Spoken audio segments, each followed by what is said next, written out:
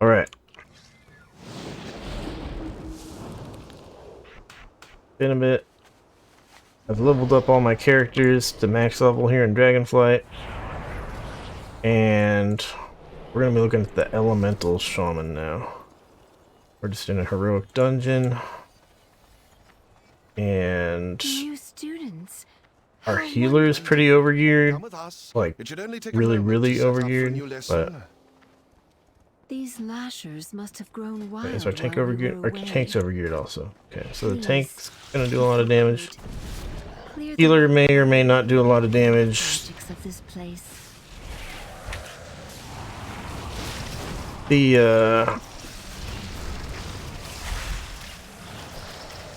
Resto Druids are just notorious for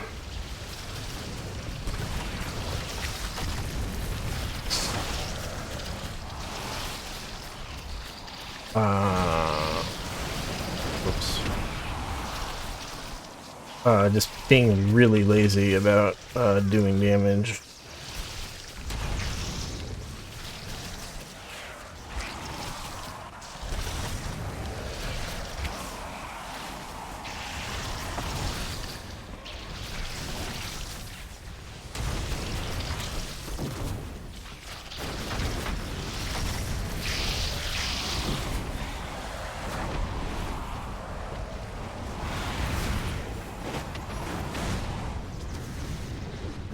Perfect.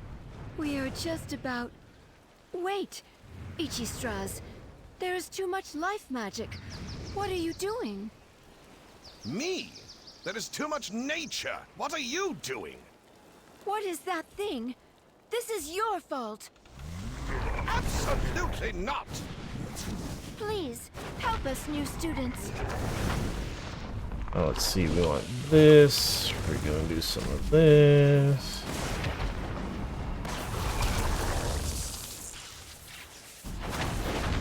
So this boss, we just want to be generally close to it when it's summoning all these little guys, so that it's easier to AoE them down.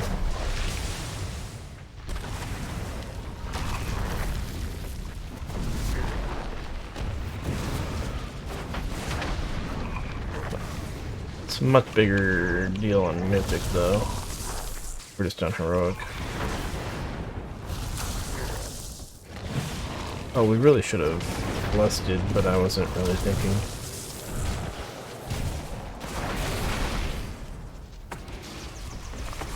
We're AoE stunned, but the boss is about to die anyways.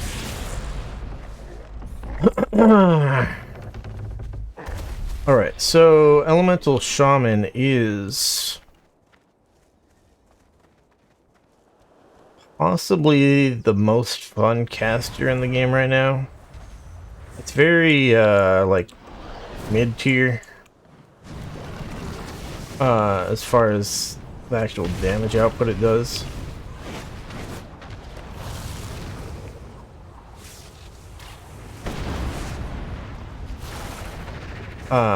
But it just does a really good job of,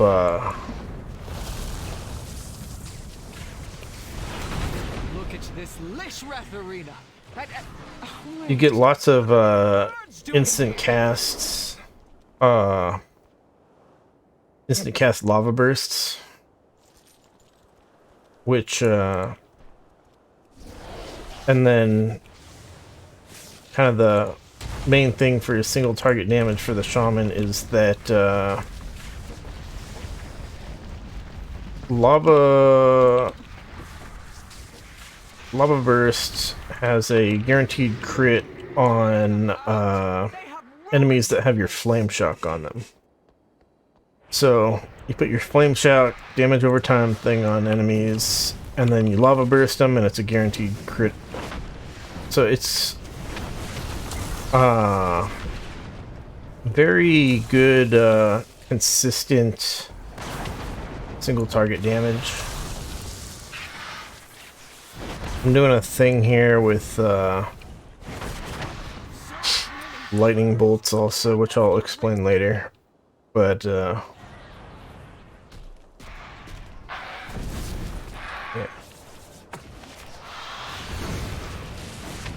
But yeah, so single target damage. You get lots of nice, very consistent, lava burst crits.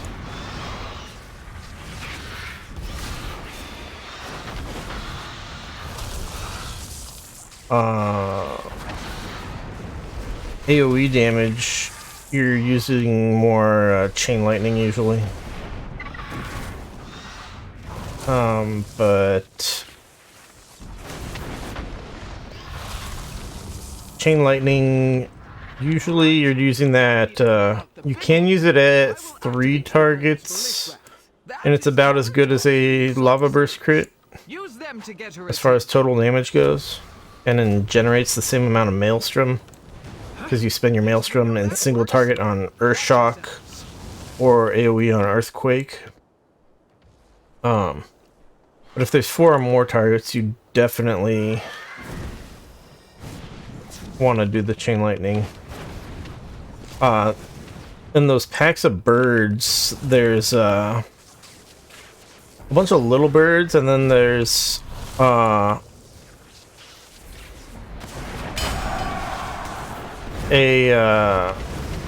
well, each of the waves is different. So the first wave is only little birds, and then the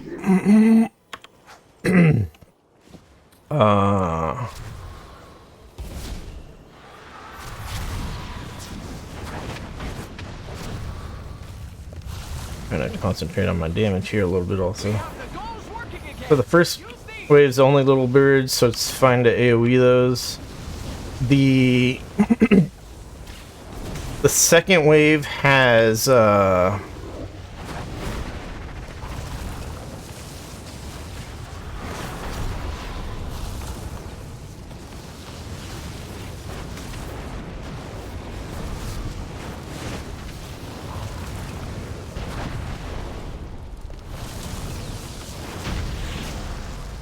second wave has 1 big bird. So you can do a bunch of AoE damage and kind of pad the damage meters by just doing a bunch of AoE damage. But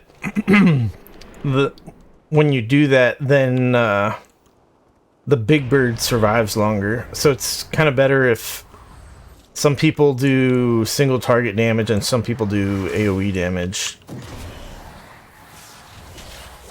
so that everything just kind of dies at the same time.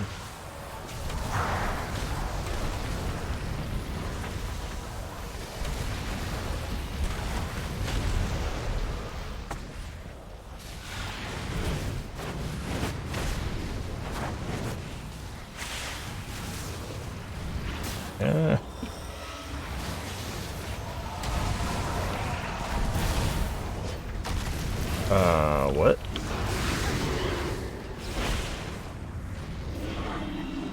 Where'd the tank go?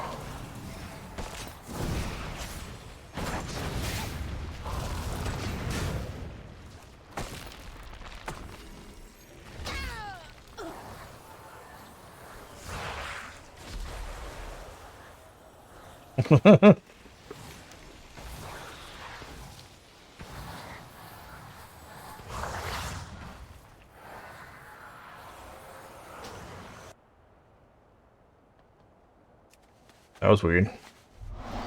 Normally I mark the healer and the tank. I guess I forgot. But yeah, it seems our tank ran away. And then because we were doing damage, we got aggro. Wasn't good.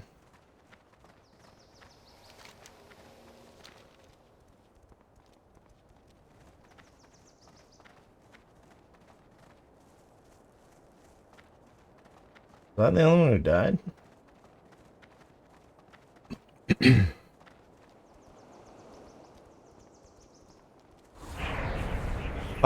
Yeah, so anyways, yeah, you can do single target damage on the big bird on that bird section, and then the last wave is 2 big birds and a bunch of little birds, so Trying to do some single target damage on the big birds instead of a bunch of AoE.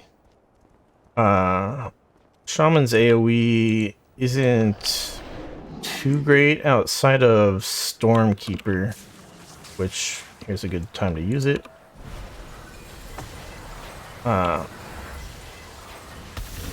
It's like this Giga Chain Lightning thing. It's easier to see what it's doing when the enemies are all spread out. But yeah, it's great.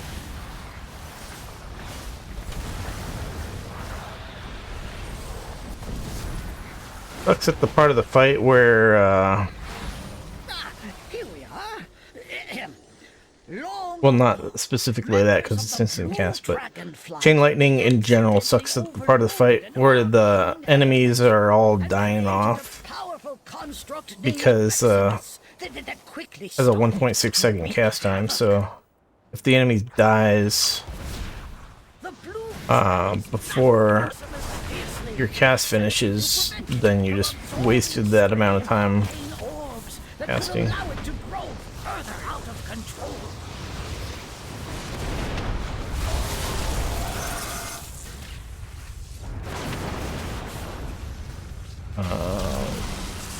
This.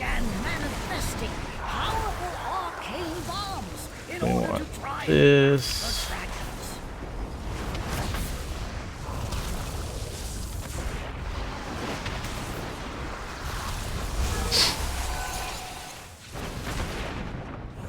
As the dragons neared victory, Veximus unleashed its full arcane power against them.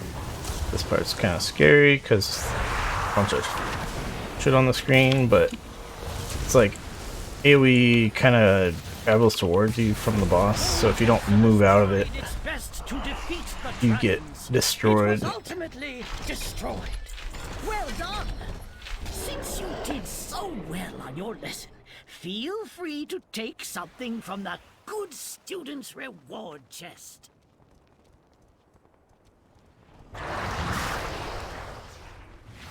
Let's do this and this.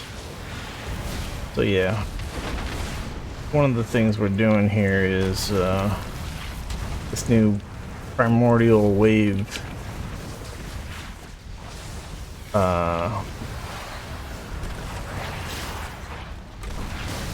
ability, which is over here in the talent tree. So what happens is when you cast Primordial Wave, your next Lava Burst, that's the one that's a guaranteed crit when it hits an enemy with a Flame Shock on it. That will hit not only your current target, but it'll like duplicate and hit all the enemies that have your Flame Shock on them. So use that in combination with Liquid Magma Totem, which puts Flame Shock on 3 enemies to quickly get multiple enemies with Flame Shock on them. And then it like shoots a bunch of lava bursts out. So that's pretty good. Looks like the tank's going here. Common line of sight strategy. We want to put down a couple of these, and then a couple more of these.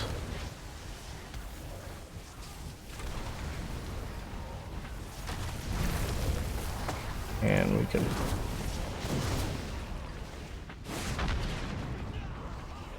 that's just about everybody.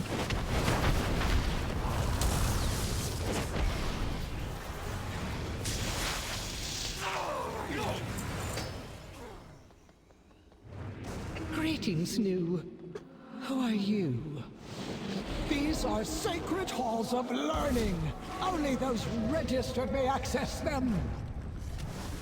Think about what you have done. So yeah, like I said earlier, it's just the Merit points for you. Elemental Shaman just kind of feels like the best To the corner. caster class.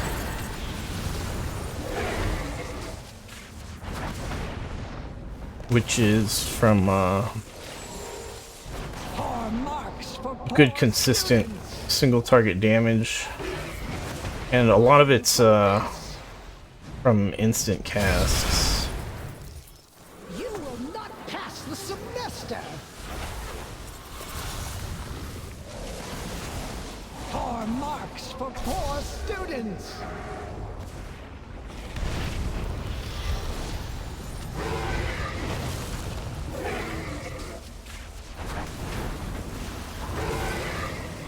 Poor marks for So, poor students.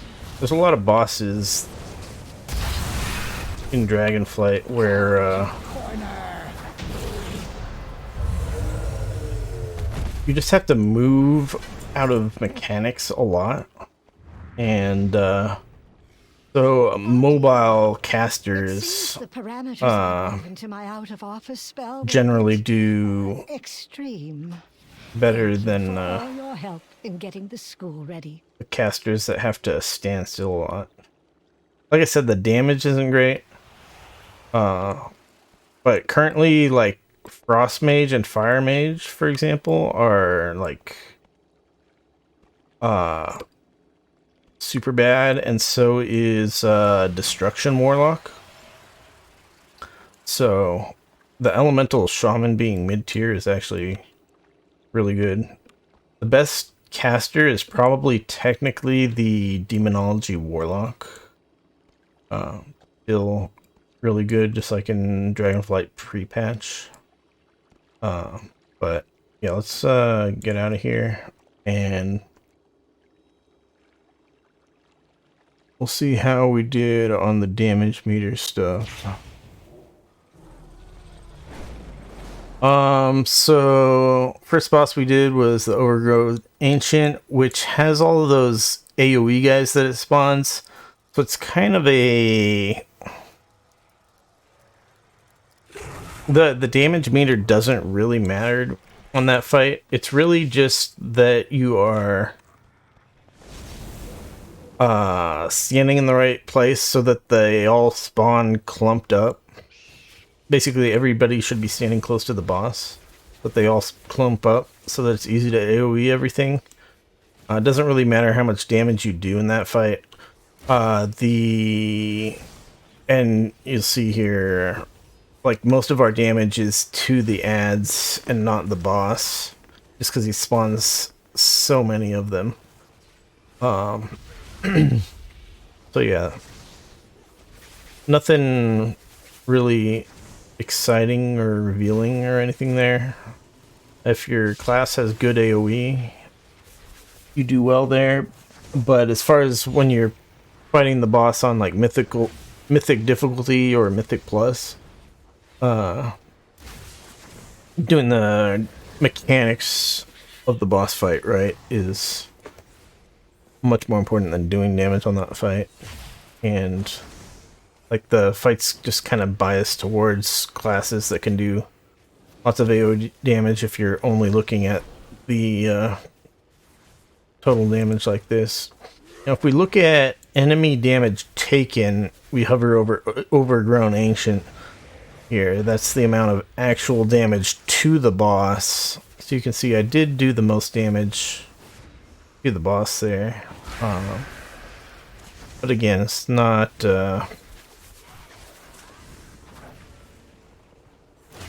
it's kind of a wonky boss fight. Let's look at Croth, the big bird. That one's kind of weird fight also. The more time you spend running around grabbing the balls and throwing them at the goals, the less time you're doing damage to the boss. We threw the balls into the fire goal, which stuns the boss, and I think it makes it take the boss more damage. You can see our Boom Kim and our Subtlety Rogue didn't really do that much. I'm not sure if the boomkin may have been silenced at some point, because the boss does this shriek thing that if you're casting during it, it interrupts your cast, which is super annoying. But like I mentioned multiple times, the Elemental Shaman gets a lot of instant casts, so it's like relatively easy to avoid having to even adjust your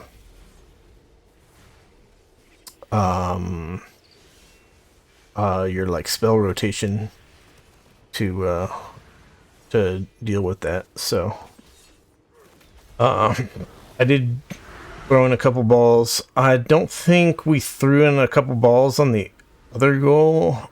The other goal blows wind across the stage, but it also puts these pickups on the ground that give you something like a 50% haste buff or something ridiculous like that.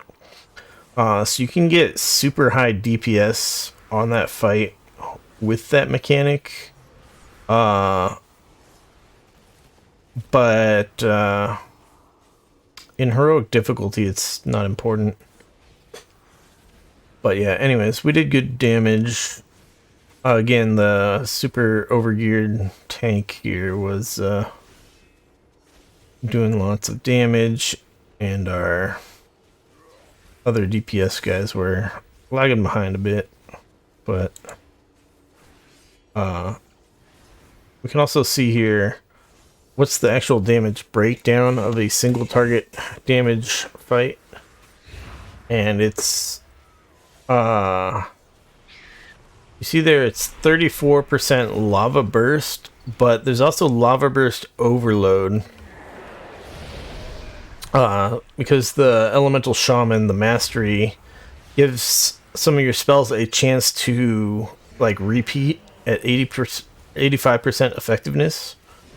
So higher mastery, that happens more often. So our lava bursts did 34% damage, but we got another 7% damage on from the lava burst overloads. So from casting lava bursts, we did 40% of our damage for the whole fight there. Just from casting lava bursts. And you also see here we have Flame Shock is 8.5% of our damage. So almost 50% of our damage is fire damage per single target, which is why I'm using this talent over here to essentially get 5% permanent fire damage. You have to recast it once per hour, but basically permanent. So yeah. And then we have Lightning Bolt on there and Earth Shock. So yeah, we'll get back to single target rotation stuff later. Veximus is also single target. In this one, I seem to have brushed the damage meters a little bit better. Maybe it was because I was running around less, or maybe other people were running around more, grabbing the balls, because you have to stop the balls from getting to the boss. Or maybe I just used cooldowns better. Like sometimes I forget to use my trinket and stuff like that.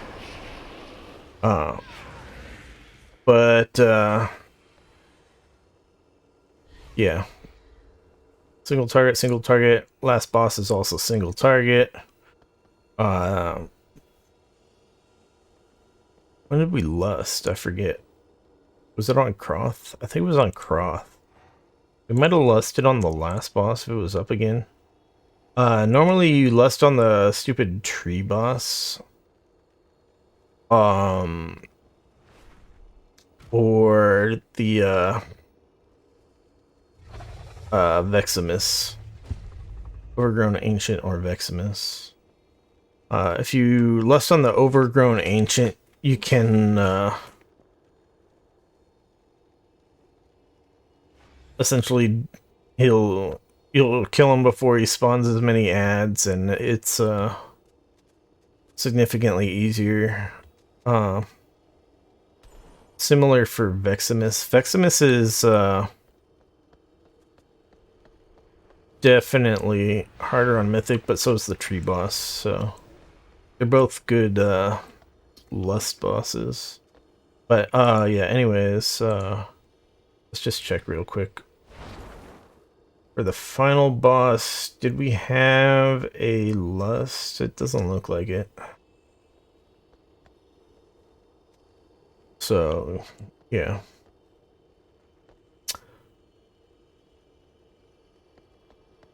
Let's see.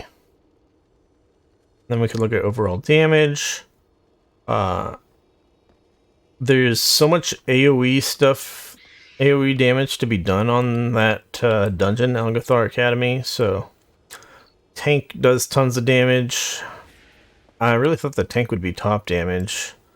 That part where I died, though, the tank was probably doing damage that my damage meter was like out of range to calculate or something. Like too far away for it to show up on the combat log, because I think the damage meter just parses the combat log. So the tank might have done the most damage. But yeah, we do very solid damage. If you saw at the start of the dungeon, I took off my bracers, because that's my highest eye level piece. Although, if I took off my pants, that would have actually taken away more stats. So it's kind of a weird thing. You can't really trust the item level, even like when you're taking the pieces off. So yeah, I'm not sure exactly if I would be considered over geared like this per se, because to queue for a heroic dungeon you have to have 442 item level. Sorry, 342 item level. And so yeah, if I had 339 actual item level, I wouldn't even be able to queue. But like I said, it's kind of not really too trustworthy when you take off pieces of gear. So I'm not really sure how well geared I was compared to the boomkin and the rogue. But yeah.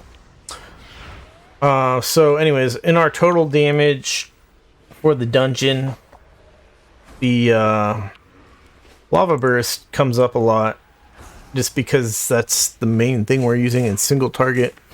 Even in AoE situations, once you kill most of the enemies, then you start using lava bursts again.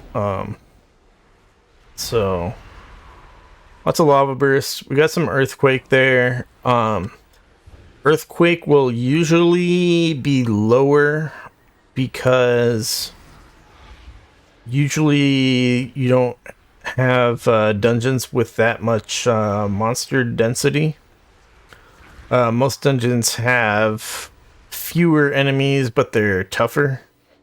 So all the weaker enemies, when you throw down your earthquake, it deals a lot more than in most other dungeons, just because there's so many enemies in Algothar Academy at a couple sections of the dungeon. So yeah, chain lightning overload comes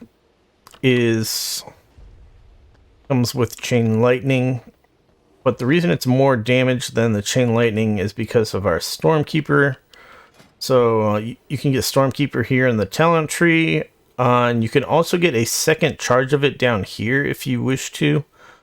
But it's just a charge. It doesn't change the cooldown of it. So essentially, it's if you're using Stormkeeper on cooldown, it doesn't really do you that much good over the course of the dungeon. So I don't think it's really worth pathing down there to get it. But what it does is either your next two lightning bolts deal 150% more damage, and they trigger elemental overload, like guaranteed, which is that like duplicate lightning bolt, which will be at 85% damage. Or if you use chain lightning, what it does, instead of increasing chain lightning damage at all, it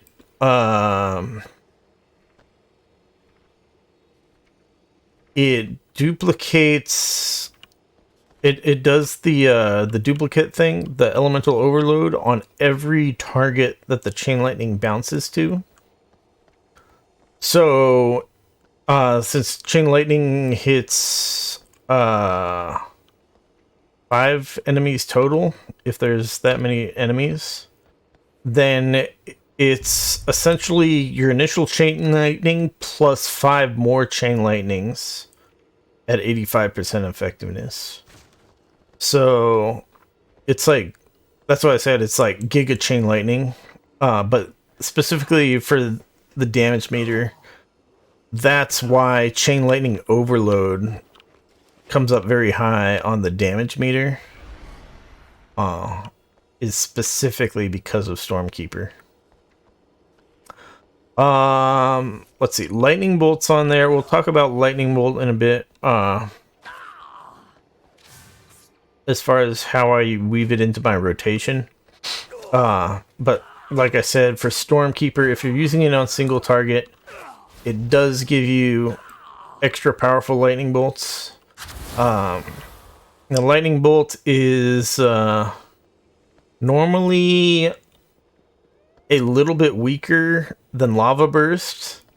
It gives you 10 maelstrom instead of 12 maelstrom, and it's not on a cooldown, but because lava burst has the guaranteed crit on targets with flame shock on it, lava burst by default is definitely better than lightning bolt. But when you have Stormkeeper, that's when lightning bolt is fairly strong. It's not really like giga damage, but we'll talk a little bit about that later. Let's actually look real quick here in lava burst. For the whole dungeon, I cast 105 lava bursts, apparently, and it hit 140 times because of the duplicate lava bursts that you get from Primordial Wave, and also we'll talk about the Ascendance thing down here. You get a couple from that also. But out of 140 lava burst hits, 136 of them were crits. So 4 of them were essentially on targets that did not have flame shock on them. So yeah, extremely, like, it's guaranteed crit basically. What happens is where you get those misses is sometimes the enemies just needs one more spell to kill, and his flame shock expired on him, or he never had a flame shock, and you decide to lava burst. Or sometimes your flame shock is expiring like while you're casting the spell, and it your lava burst just hits them after the flame shock expires. So that's how you get those 4 lava burst hits that were not crits. But yeah, the average damage of your lava bursts ends up being really nice because of those guaranteed crits, and some other things. Let's see. Anything else in here? So our liquid magma totem did in total of the dungeon 5.6% of our damage, not including the flame shocks that it put on the enemies. So just the pure damage of the liquid magma totem, 5% of my total damage, is pretty sweet. Very good point for dungeons for AoE. We'll talk a little bit more. Well, we'll probably a bit more about talents. But let me just finish looking at all our damage that we did here.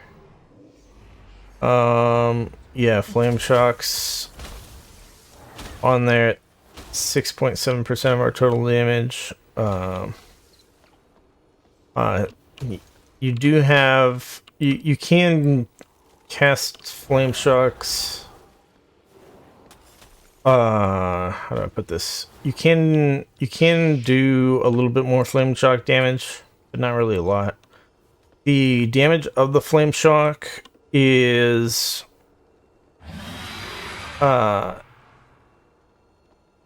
not really that great compared to a lot of other damage over time spells in the game.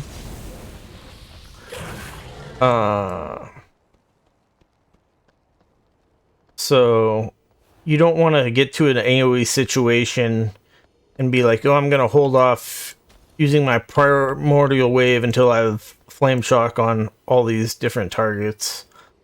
Like you sort of do that, but the cooldown, even with the there's a cooldown reduction talent for flame shock over here that you have to get on the way to the 5% fire damage one.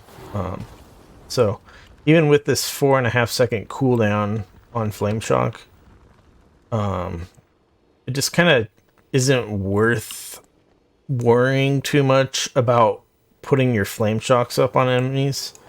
It's really just better to use your liquid magma totem if you have it. You can do 1 flame shock, do your primordial wave, and then do your lava burst, and it'll hit all 5 targets. Otherwise,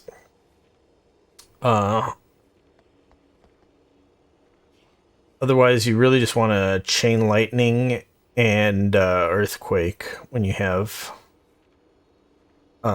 enemies like this. The earthquake damage isn't really great.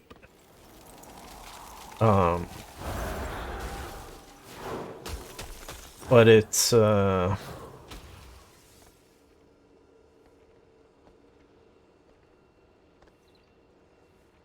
like if there's if there's 3 enemies to earthquake, it's definitely worth earthquaking. I don't think it's really worth earthquaking instead of earthshocking if there's 2 enemies. The damage here says 9,000 versus 17,000 single target. So you look at it and be like, oh, if there's 2 targets, you get 1,000 extra damage on an earthquake. I'm not sure, because earthquake, it happens over 7 seconds. So usually you can't really count on getting full value from earthquake on all targets. So you gotta kind of consider that. And the other thing is, I'm not sure if it actually does full damage. You'd have to test it, but it does physical damage. And the problem with physical damage in general is it gets reduced by armor. There's exceptions to that, but generally physical damage is kind of worse than other damage types because of that. So something to keep in mind. Now, Earthquake does have a chance to knock enemies down each time it deals damage. So when you have lots of enemies, and you're doing your chain lightnings and spamming earthquakes, some of the enemies do get knocked down for like 1 second or something.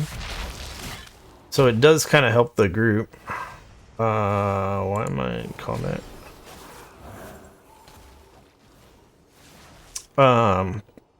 But yeah, overall the Earthquake is, it feels pretty weak, but if there's lots of enemies, definitely worth doing.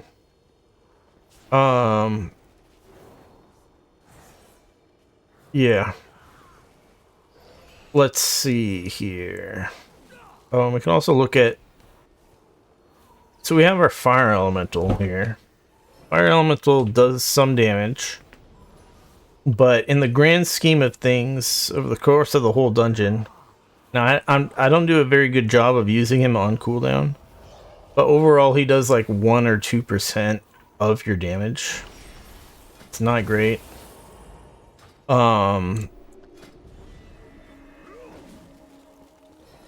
There's talents you can get for reducing the cooldown of your fire elemental, but because he doesn't really do that much damage, I don't think they're worth it. Technically I sort of do have one of those talents, but we'll explain that one in a bit here. Yeah, I guess that's all essentially for the main damage breakdown kind of stuff without looking at talents. So we got to look at talents now so I can explain a little bit more about whatchamacallit, the spell rotation stuff. So on the regular shaman tree, let's talk about these talents really quick. You can definitely change these up a bit. You really want the lightning damage stuff down here, the knockback one over here. I like lightning lasso. You challenge it, you channel it while moving. So it's kind of nice in that it does a decent amount of damage while moving. And it stuns enemies while you're channeling it. But even on enemies that you can't stun, if it's like a boss mechanic you need to move out of or something, it's still nice to use lightning lasso while you're moving. Just to be able to do damage while you're moving. There is the Spirit Walker's Grace up here, of course, that you want to get to also. This just purely lets you cast spells while moving, which is great, but even with the talent for the cooldown reduction, it's still 1.5 minute cooldown, so you can't use it a lot. But it lasts 15 seconds. So on certain boss fights where you know you gotta dodge a lot of crap, that's very useful. I would use it more if I wasn't built as much around dealing instant casts, lava bursts. because we have a couple of different ways that we get a bunch of extra lava surges for those instant cast lava bursts. So we will look at those in a bit, but yeah. So yeah, I don't use lightning lasso that much. I used it like once in the whole dungeon. But sometimes you just need to single target stun an enemy instantly or something. It's very, very useful. Usually, yeah, on more difficult dungeon content, you'd probably find it more useful. But the other one, if you didn't want to get that, is you can have Thunderstorm knock enemies up instead of away from you. So that's essentially usable as a AoE interrupt type of thing. So it's definitely viable also. But I really like Lightning Lasso. It was a PvP talent for a while, but here in Dragonflight they put it on. They allowed shamans to just get it, so that was freaking awesome. I love that. Let's see. I like having the curse dispel. Definitely not usable in all dungeons. So if you really wanted to min-max all your talents, you would only take that in dungeons where there's enemies that cast curses. But I generally like having it. Let's see what else we got. Purge is absolutely necessary in some dungeons. Well, not necessary, but it gives... It's just super valuable to have. You get your capacitor totem for your AoE stun. Yeah. I mean, there shouldn't really be anything that surprises you up here. We have chain lightning. Sorry, chain heal. You don't have to take it. And unspec that point and put it somewhere else. And a lot of this is just kind of a bunch of optional but useful stuff. We got our Earth Grab totem for AoE root. Is pretty nice in some situations. Like if you get aggro,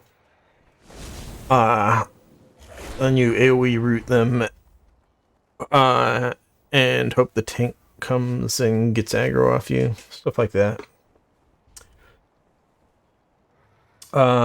Healing Stream Totem isn't very good. It's like fairly weak. It's yeah, 3,000 every 2 seconds for... Works out to be like 8 ticks or something. So it's only like 15% of my health or something. It's fairly weak. But it is instant cast. So it's something you can definitely drop every now and then. But 2 healing surges is more healing than Healing Stream Totem. And we actually have a talent over here that your healing surge is 30% more effective on yourself.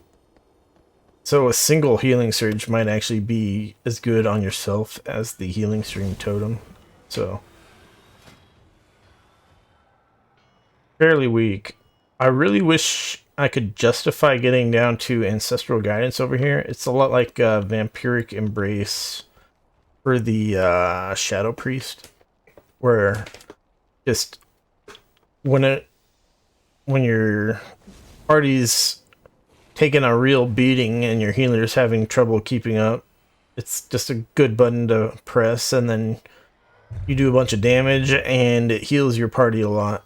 So I wish I could justify getting down to it, but these other talents you'd have to take to get to it, whichever ones you chose, they're pretty weak as far as you don't get a lot of value out of them because they're healing related.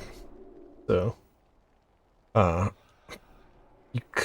in the old system it was easier to get this because you didn't have to give up as much to get this, but in this system I really don't like that you can't get to ancestral guidance more easily as a damage specialization.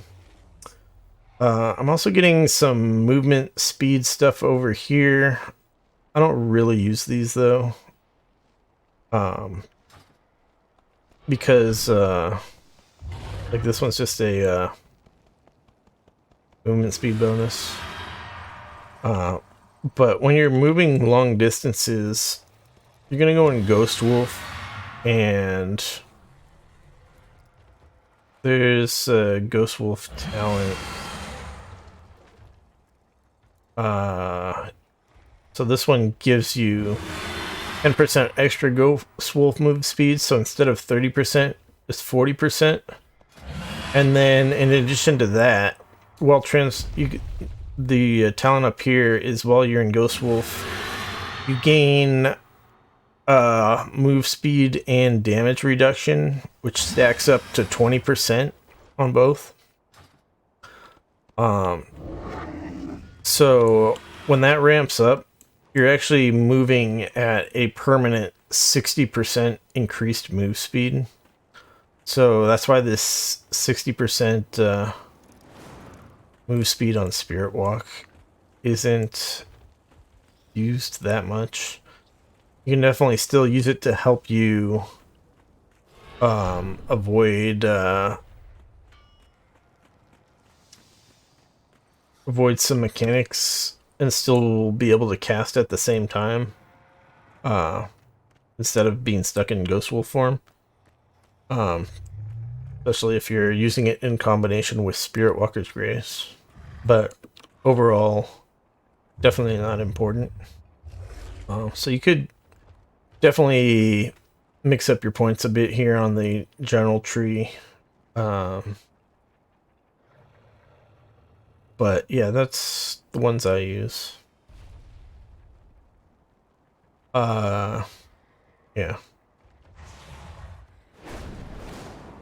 No, nothing, if you read through all these, nothing should really be a surprise per se as for why I choose to get these. There's a bunch of other ones that I think are really shitty.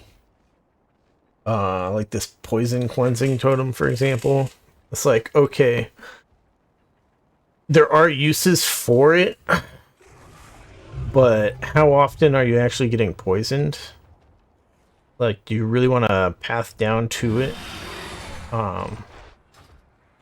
Like it's super niche, and then having to also dedicate another hotkey to it.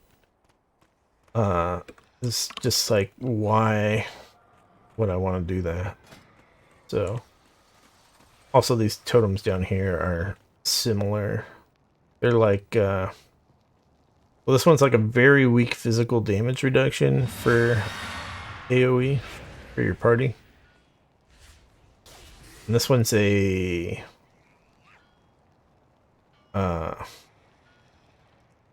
EVP basically. So a bunch of really strange choices that I really don't like a lot of the talents in the lower section of the Shaman talent tree. But let's actually talk about good talents. Or, well, the Elemental Shaman talents. So these are... There's a lot of cool stuff in here. There's a few option ones. So let's look at those here. So I take this one up here for increased... Well, let's first talk is the top section of here you don't really have a lot of options. They're basically all good, and to get to the outside edges of the tree, you definitely have to have the outer ones. And I think you'd be...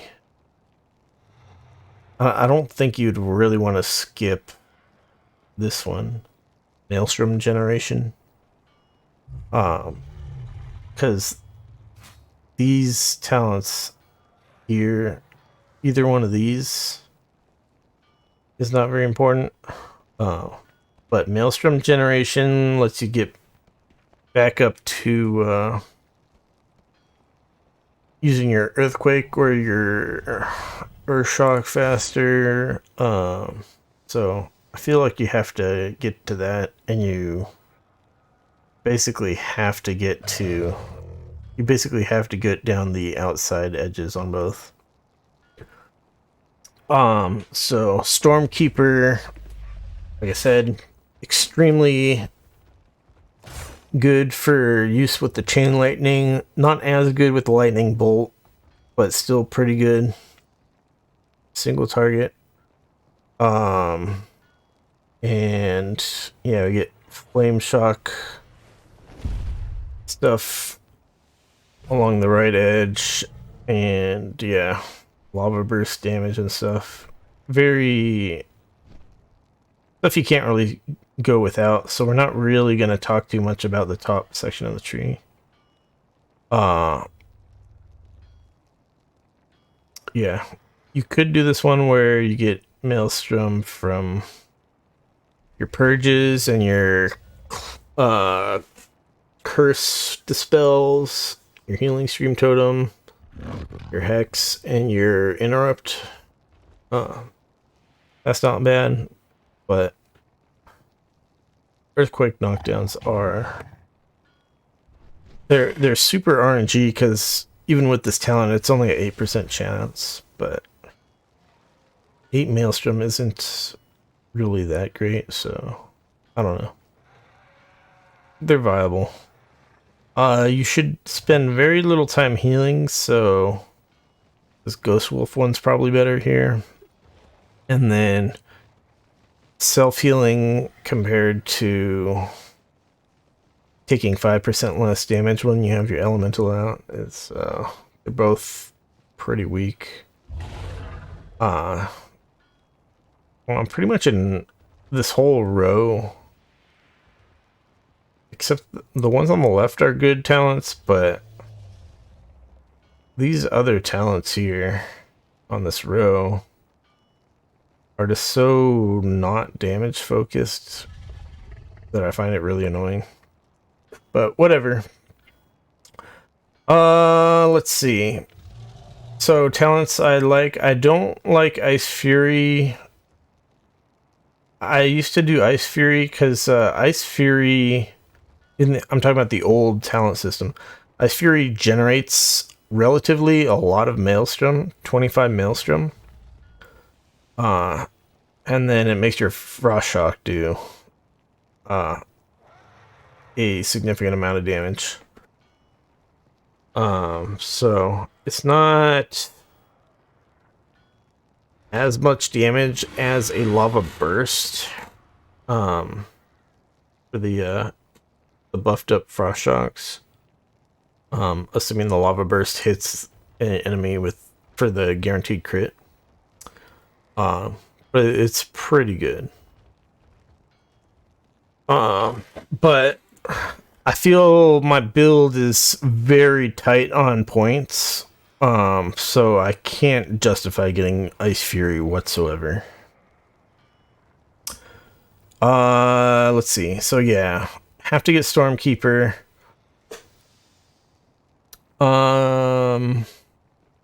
So Primordial Wave by itself is, like I mentioned earlier, it like spreads the lava bursts, your next lava burst, to all your targets that have flame choke on them. So it's like semi AoE. So it's and it's only a 45-second cooldown. So it's pretty decent burst AoE, essentially, if you can get the flame shocks up. But what I really like about Primordial Wave, you have to spend these 2 talent points here, which are to reduce the cooldown of it whenever you lava burst. But so those aren't amazing.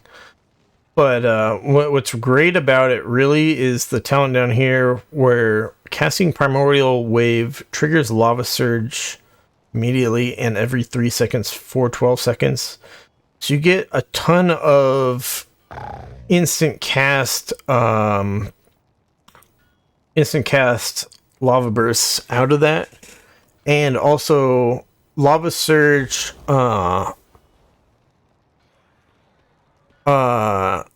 resets the cooldown essentially of your lava burst. So you can use it right away. You don't have to wait for the cooldown. So yeah, let's look at that right now. We can start looking at damage, spell damage, rotation stuff. So for single target, we flame shock a guy, we use our lava bursts, and oh, it's on cooldown. But if we use our primordial wave, use our primordial wave, we get our lava surge, and then that's this thing on the left based on my weak R that I have for it. So you see we get a bunch of lava surges off of that. Flame shock ticks have a chance to also proc lava surge. So it's a 10% chance. So if you have flame shock on multiple enemies, you'll get lava surges more frequently. But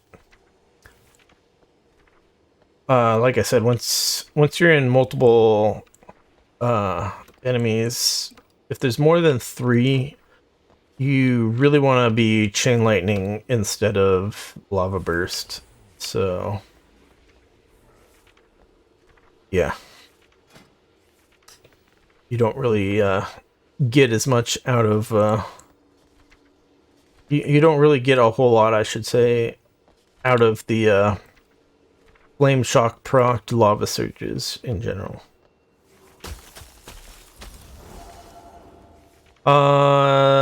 So yeah, I really like that. That's what really does it for me as far as the primordial wave is concerned, is that you get so many instant cast lava bursts out of it every 3 seconds.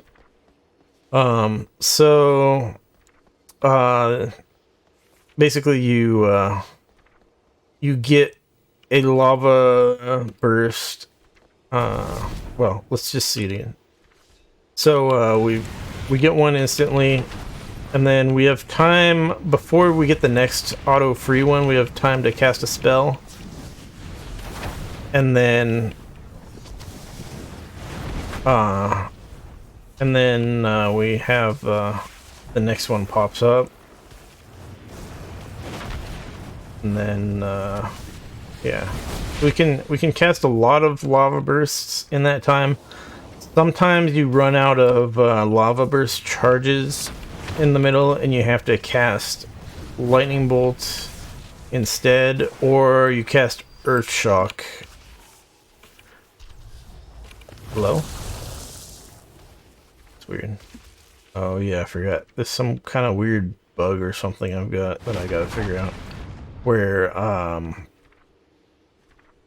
if my mouse is hovering a spell on my action bar and I press the hotkey, it does not cast that spell.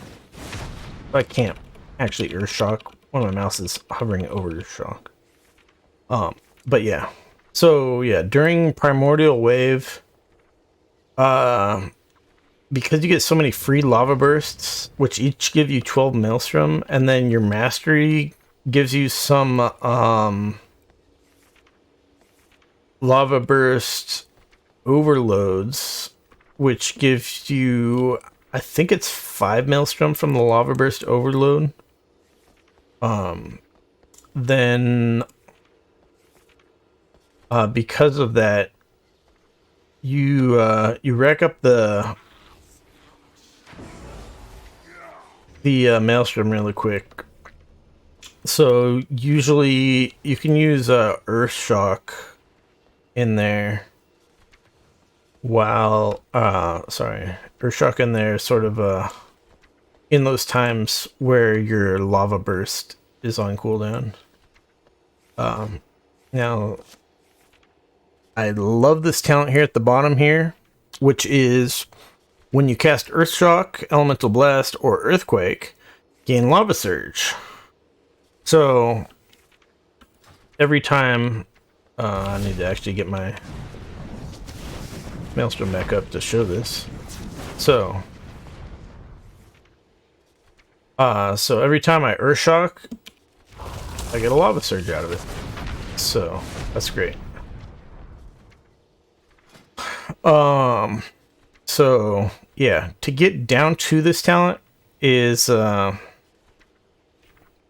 like the one over here where Flame Shock damage generates Maelstrom,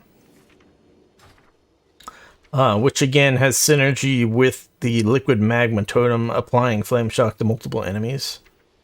So that's really great. As far as the synergy is concerned, overall it's not amazing. But the talents here on the other side aren't very good either, so that's the route I decided to go. Let's see. So yeah, Earthshock, Elemental Blast, or Earthquake. So with the talent over here to reduce the Maelstrom costs, the Earthshock costs 50 Maelstrom, Earthquake costs 50 Maelstrom, or Elemental Blast, which is the talent over here, costs 75 Maelstrom.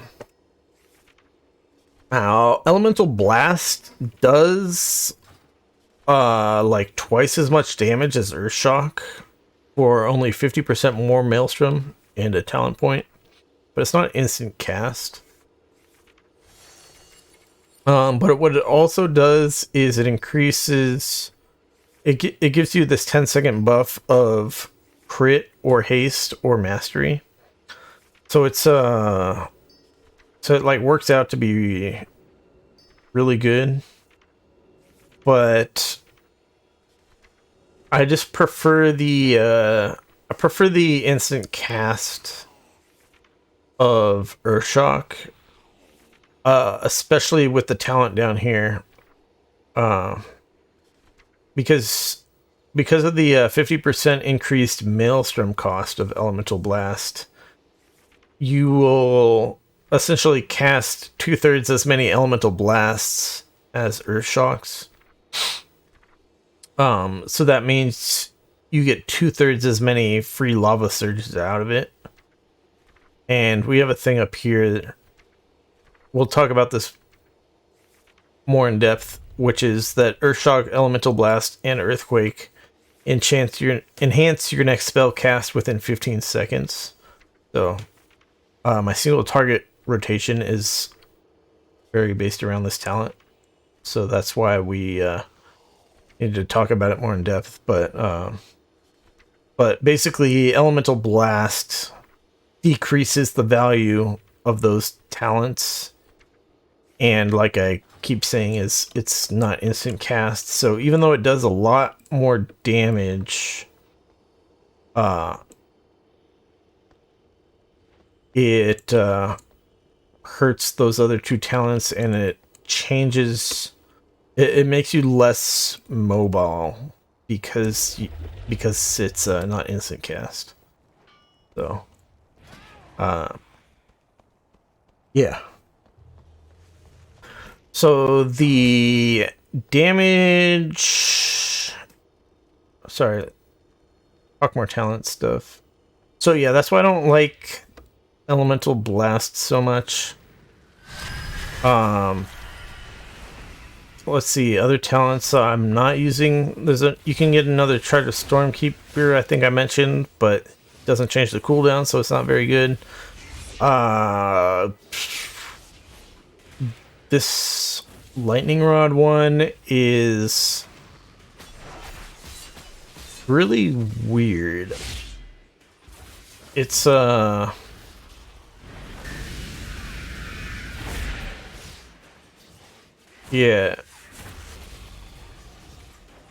It's probably got a way to abuse it in combination with Stormkeeper.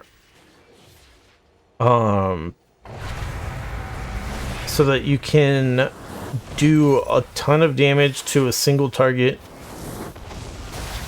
in a multi-target situation.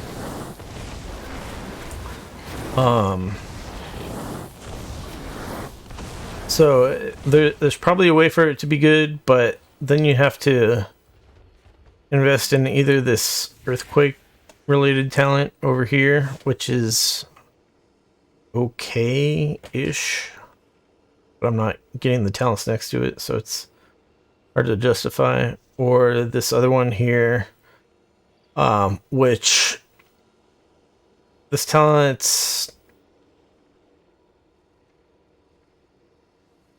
doesn't seem like you would ever get this talent without getting Ice Fury. So yeah, I haven't really tried this lightning rod thing at all, but could be good for like the overgrown ancient in the Algathar Academy thing that we did, where you can get it on the boss, but then you chain lightning all the ads, and it does damage to the boss from those chain lightnings. That sort of thing. Yeah. Could be decent. Maybe. If it doesn't work with the chain lightning overloads from Stormkeeper, though, I think it'll just be too weak. I don't know. Haven't tried it. Doesn't sound that great. Let's see here. Other talents I'm not getting. These ones that increase your elemental overload damage. I'd like to get them. We didn't really look at what was my total damage of overloads to be able to see what this was. I already hit the training dummy a bit, so the overall damage here is a little bit messed up from me doing extra damage to that guy. But the part of the problem with the damage meter, maybe they've fixed this more recently with a patch or something. I just haven't updated.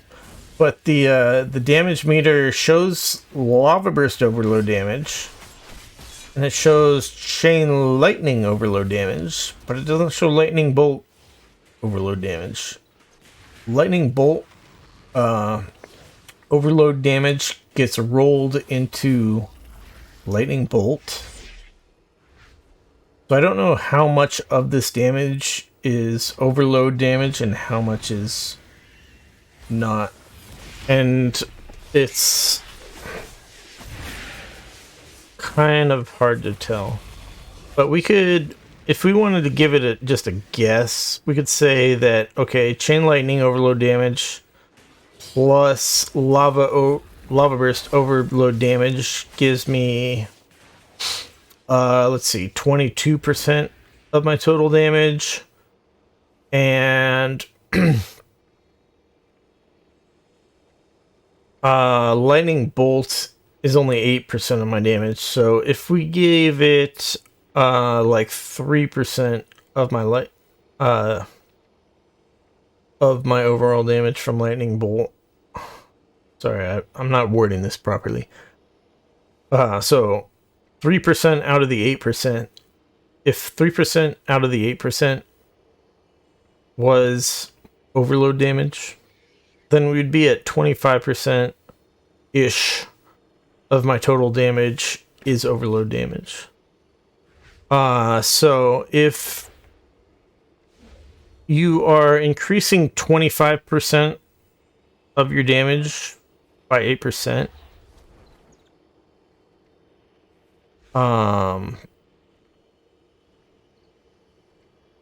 then it's like a 2% overall damage increase per point, which is very decent. Maybe we should look at single target though to see how that compares. The single target you see is different. We don't get all that chain lightning overload damage. So but we get all this, we get more lightning bolt. We get a lot more lightning bolt damage. And specifically, so my single target damage rotation involves using lightning bolt after the earth shock, because that makes it, with this talent, it makes your lightning bolt get 2 extra elemental overloads. So actually more than half of your lightning bolt damage is overload damage, if you're only using it in that situation. So we could actually just look at the actual damage log real quick here. We gotta get ourselves some Maelstrom up here. And let me not use... I'm gonna only cast 1 lightning bolt here. Oh, we're on current segment, right? Yeah, so I'm gonna cast 1 lightning bolt after this earth shock. And we'll see how much damage it does. And we'll get out of combat here.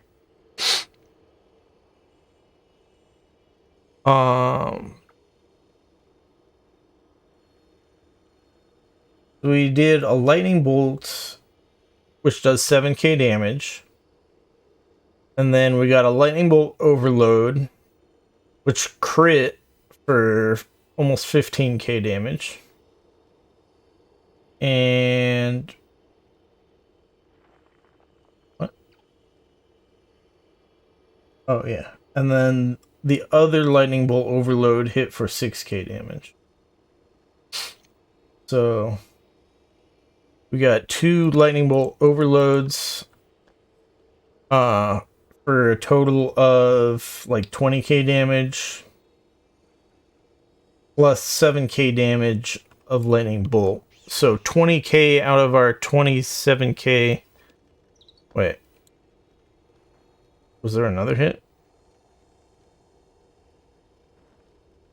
Oh wait, I missed one. There was another 6k lightning bolt overload. We had a total of 3 overloads. Yeah. So, yeah. Out of this 33.8k damage, only 7k was actual lightning bolt. And the rest of it was lightning bolt overload. So in the long term, sometimes it's exactly 2 lightning bolt overloads. Sometimes you get the third one like that, and depending on what stuff crits, it varies a bit. But overall, for our single target damage, if you don't have to cast any extra lightning bolts to generate Maelstrom because of Lava Burst being on cooldown, then yeah, like 2/3 of your lightning bolt damage is overload damage. So let's say if it was 2/3 on here, that would be 16% lightning bolt overload damage plus 8% lava burst overload damage, which is 24%. So yeah, still about a quarter of your damage in single target is overload damage. So yeah, that's why these points here are very solid compared to a lot of other talents on the row right before the bottom row, like the second to last row. A lot of them are really weak, but in these talents specifically are really nice. So I really wouldn't mind having them. And you could definitely consider adjusting a couple things that you don't really need to try to get them. Like we can't take out both these points to get them because we need one more to get into that bottom row. But yeah, you could definitely pull out a little bit of stuff to be able to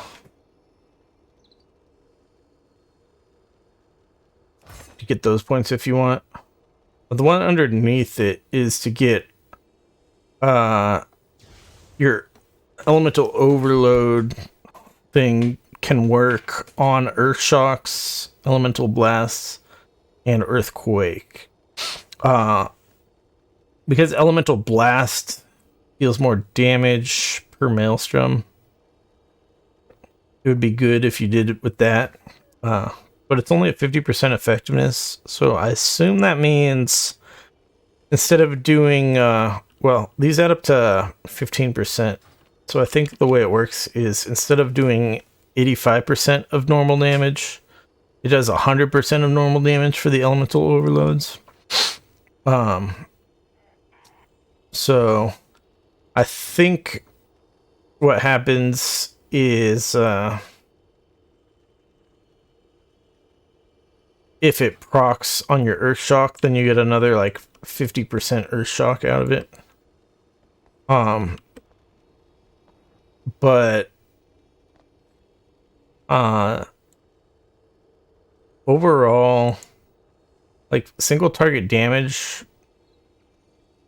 or AoE damage, I don't know if that really works out to be that great. You'd have to really look at the math. But it doesn't sound... It doesn't sound that great to me. It's just like more damage, but it doesn't really work like these primordial wave triggers a bunch of lava surges, or every time you earth shock, you get a lava surge. So these ones really like kind of improve your quality of life, I guess you could say. Whereas this one's just more damage. So so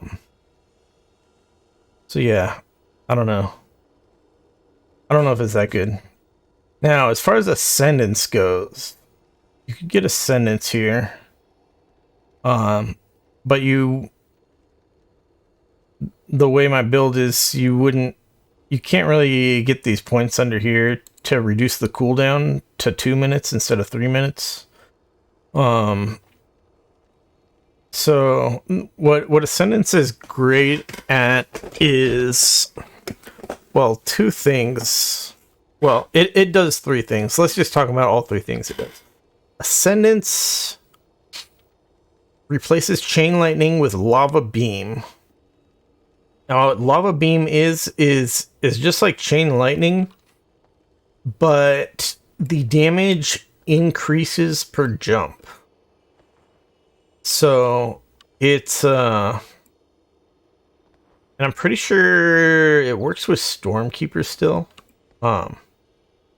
So it it's basically a stronger chain lightning. The only really there's sort of a problem with it in that if you are casting lava, what is it called? Lava beam? Yeah, if you are casting lava beam while Ascendance expires, then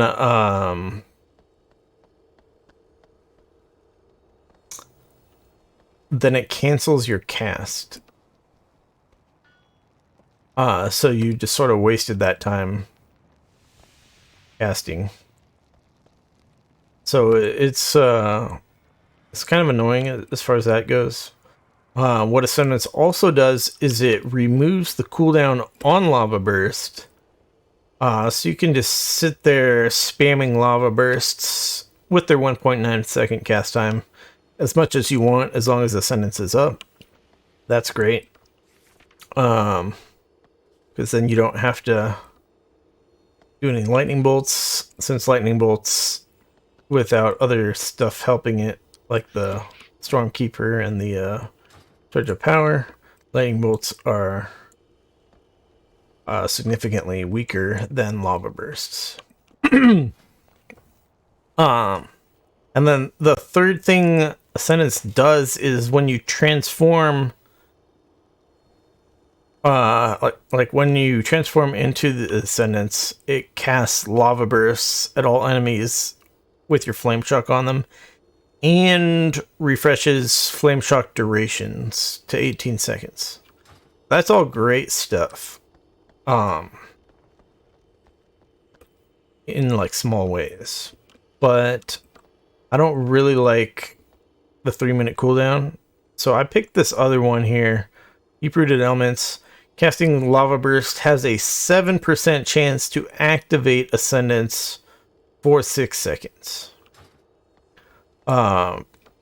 So because my build is all about getting lots of lava surges, so that you get those instant casts, lava bursts, and cooldown resets on it, basically.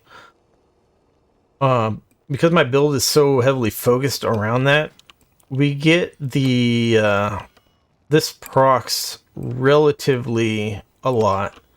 Now it would be great if it procced in an AoE situation, and then we could use the lava beam to deal lots of damage.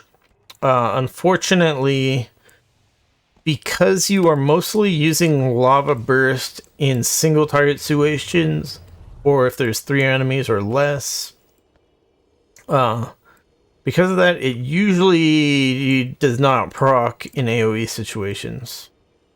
Since really the only time you really want to cast lava burst in, if there's more than 3 targets, is to use your primordial wave just once. It gives you all those lava surges, but like I keep saying, if there's more than 3 targets, you really want to be chain lightning. It's just more damage, even with the lava surge. So yeah, it's not optimal, that's for sure. So yeah, you could definitely pull out this point if you wanted to, but it does certainly proc a bunch in those single target situations, so that I don't have to use lightning bolt as much. We could see overall how many times did it proc. Ascendance down here. So it looks like 8 times for the whole dungeon. Where it might have procced like once out here on the training dummy. I'm not sure. So yeah, it procs, but it's only 6 seconds, and because it's so short, you don't get that much use out of it. And also you run into that chain lightning problem a lot. Now, if you're casting Lava Burst and it expires, well, Lava Burst is a spell that you normally have, so it doesn't interrupt your Lava Burst spell. But it's just the Lava Beam is what gets canceled mid-cast if your Ascendance ends. So I'm not sure if I did get a Lava Beam off. Let's see how many casts of Lava Beam I got.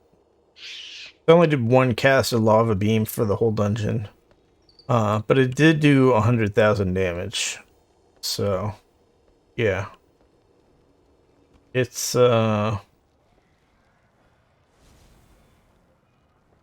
interesting.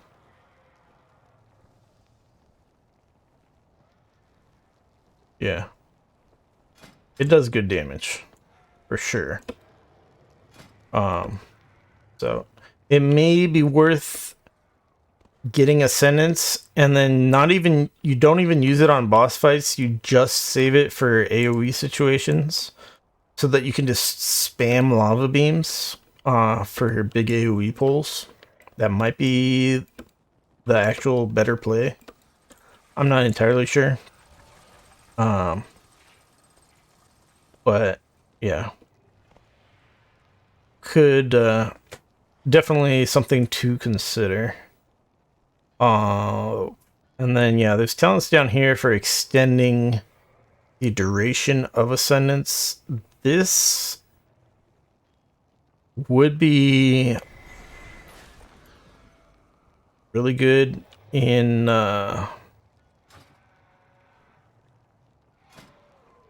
probably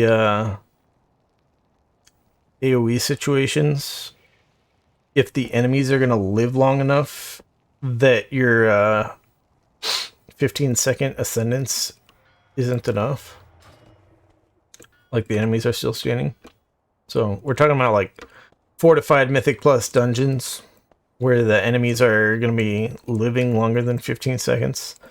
Then you'd be doing like a bunch of lava beams, and then because Chain Lightning and Lava Beam,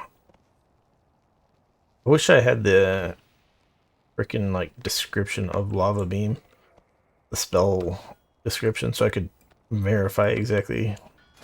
But Chain Lightning, I assume Lava Beam works the same way, is that it generates Maelstrom per target hit.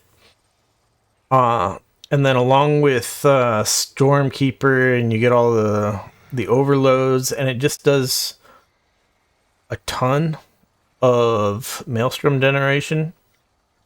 So you if you have 5 targets of Stormkeeper and you Chain Lightning, actually we can just show this right here. You go from 0 Maelstrom to maximum Maelstrom. So we go from 0, okay, to 95 Maelstrom. And then, let's say if we had a couple Flame Shocks here, with my talent over here, where they generate some Maelstrom.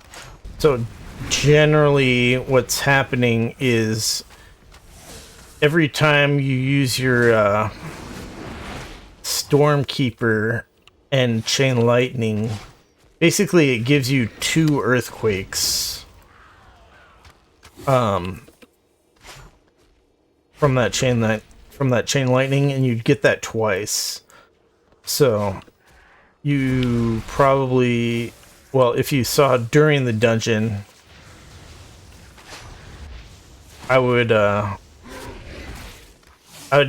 the Stormkeeper, and then you have 100 Maelstrom, and I would cast 2 Earthquakes in a row, and then I would use my other, well, a Stormkeeper came off cooldown. Let's actually show it instead of just describing it. So we go boom, and then we got 2 Earthquakes worth of Maelstrom, and then we go boom again, and then we got 2 more Earthquakes worth of Maelstrom, and then at that point for AoE you are spamming the Chain Lightning.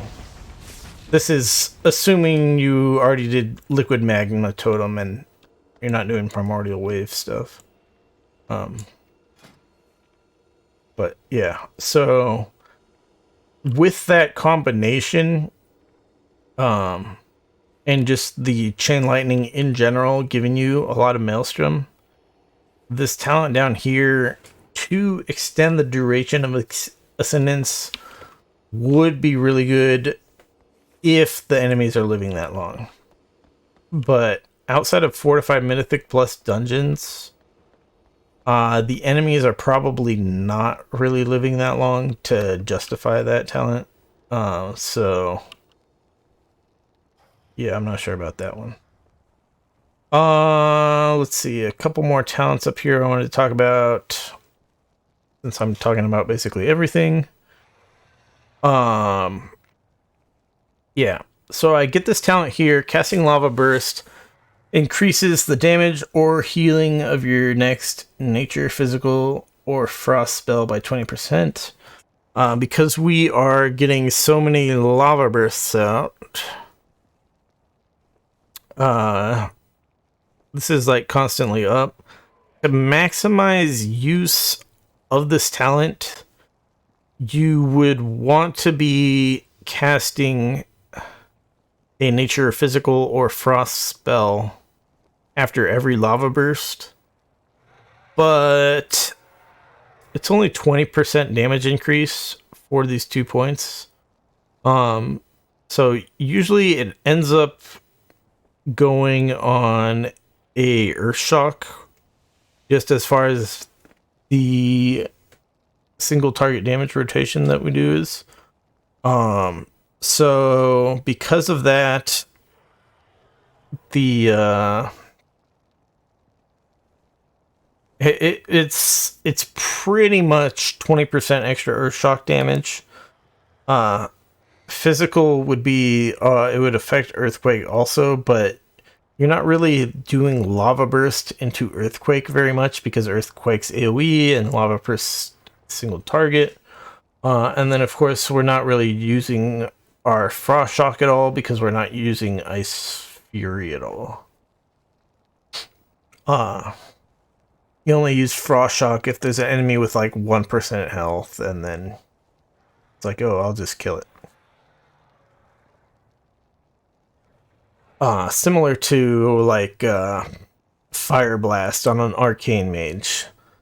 You just want to instant cast spell. You don't want to spend any cast time on anything else or nothing fancy. You just want to finish it off because it's one hit from dead. So yeah. So yeah, those talents, the overall damage of Earthshock isn't very high. It's definitely better in single target. You'll see single target, it's 19% of my damage. We could see a little from other boss fights. 18% of my damage. 21% of my damage. Well, that's an AoE fight, so that one doesn't count. So, you know, somewhere around 18 to 20% of my damage generally is Earthshock. So if it got buffed from this, if all the Earthshocks came from this 20% increased damage here, then yeah, it's like these points are basically like 4%-ish single target damage. So they're not terrible. Not that good either. Your other option over here is casting love. Like I'm saying, our other option specifically if I wanted to continue getting this or the Ascendance. Your other option to get there is through this other talent, which is casting Lava Burst. Has a, I think it goes to 10% chance. Let's just verify real quick. Yeah, 10% chance to cause your next 2 lightning bolt or chain lightning casts to trigger elemental overload an additional time. So, because we cast so many lava bursts, we could say, okay, we look at it.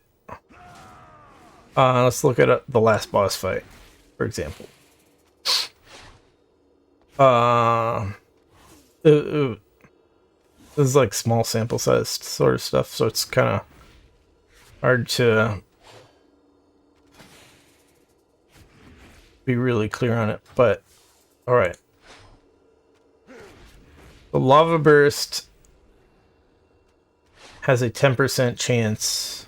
If lava burst has a 10% chance to give me an extra overload on the next 2 lightning bolts or chain lightnings. I don't know if this only stacks to 2 or it might stack to like 4 or something. But let's say it doesn't happen to like double up and then you lose a stack out of it or whatever. Basically, it gives you 2 extra elemental overloads of lightning bolt, and if we cast 15 lava bursts, then it's 1.5 on average times that it procs. So it would basically give us 3 extra lightning bolt overloads. Which lightning bolt overloads we saw we're doing several thousand damage. I think it was like 6,000 damage, but the problem is the dungeon. In the dungeon we have the 15% LFG buff.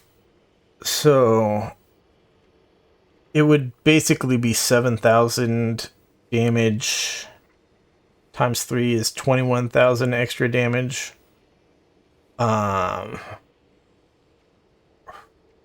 That's if it didn't proc with, damn, we gotta still talk about that part. So if it didn't proc with the Stormkeeper, so I don't actually know how it interacts with Stormkeeper. The Stormkeeper will give it... Wait. Yeah, Stormkeeper gives it an extra elemental overload. I don't know if it adds on to that, so then it would get 2 elemental overloads. Yeah,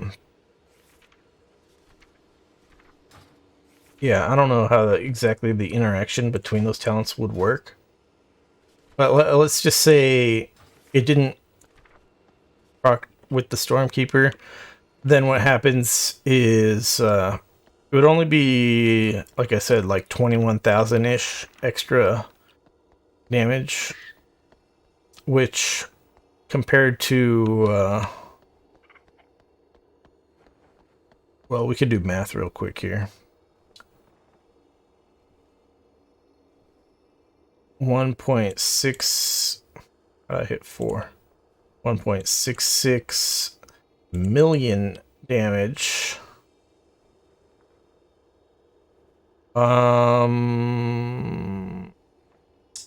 Actually wanted to divide by this. So time, we'll invert it in times 21,000 damage. So yeah, in that boss fight, that would have been essentially 1% extra damage from 2 points in here. Now it would be more useful. The overload would be more useful on chain lightnings, but it's a lava burst, which is single target, and chain lightnings, which is multi-target thing. So it's one of those things where it doesn't work out to be... You don't get like optimal usage out of it, I guess you could say. So that's why I don't really like those talents. The talent up here for increasing maximum maelstrom isn't bad. I wish I could get it. Well, I could get it if I wanted to get rid of 5% all fire damage, for example, or if I wanted to get rid of the Ascendant stuff. You definitely could get it. The reason is that you would want to get it is just that, well, two reasons, really. One is just that Stormkeeper Chain Lightning essentially instantly caps your Maelstrom, so some of it usually gets wasted. So it'd be nice to have a higher cap because of that. But the other real reason is just that Primordial Wave, since it gives you Lava Surge every 3 seconds for 12 seconds, and so you're getting all these lava surges, you're building up lots of Maelstrom, and if you were to spend it on Earthshock, well, because of the talent that we're using down here, where Earthshock gives you a lava surge, what happens is you use your primordial surge, and you get your lava surge, so you use your instant cast lava burst, and then if you use a well, let's say then you use your non-instant cast lava burst, and then after that cast is finished, your next instant cast lava burst comes up. So you use that again. But then after that third lava burst, your lava burst is now on cooldown for a few seconds still. So you gotta decide, are you casting Lightning Bolt or are you casting Earthshock?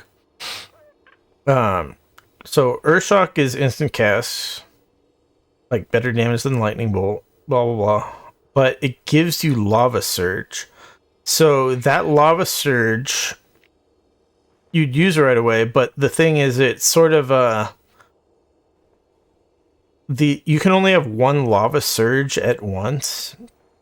It doesn't stack up so that you can have like instant casts back to back. You basically can get instant casts back to back if you get a Lava Surge during the global cooldown of your instant cast lava burst, like of the first lava surge. But generally you can't get instant cast back to back of lava surge or lava burst. So what happens is your next free lava surge from Primordial Wave just overwrites the free one that you get from the Earthshock. So you don't actually get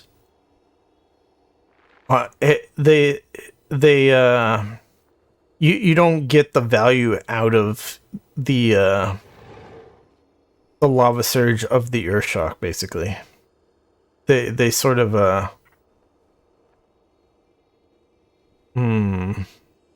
cancel each other out or whatever. It'll like reset the cooldown of the lava surge, but it doesn't give you another stack or anything. So it's because of that, Lightning Bolt would save you from essentially wasting the lava surge of the Earthshock. But then if you are at maximum Maelstrom, then you're not even getting the value of all the Maelstrom you're generating from the Lightning Bolt and all the lava surges that you're doing. So then it's like you might as well cast the Earthshock anyways. because it'll do more than the lightning bolt. So it's kind of this weird thing with the spell rotation stuff. So because of all that, though, that's why I'm saying in those single target situations still, and the chain lightning thing that I talked about earlier with Stormkeeper, is that the increased maximum maelstrom would help you, so that you aren't pressured to use your Earthshock as soon as you otherwise would have to. So you be able to save your Earthshocks for longer, so that you can use them later and get the lava surges out of them. Yeah, get full value out of the talents, basically. Yeah. So let's see. Anything? Oh yes. So, all right. Now we talked about all the other crap. There's a talent here for Earthshock, Elemental Blast, and Earthquake. Have a 25% chance to refund all Maelstrom spent.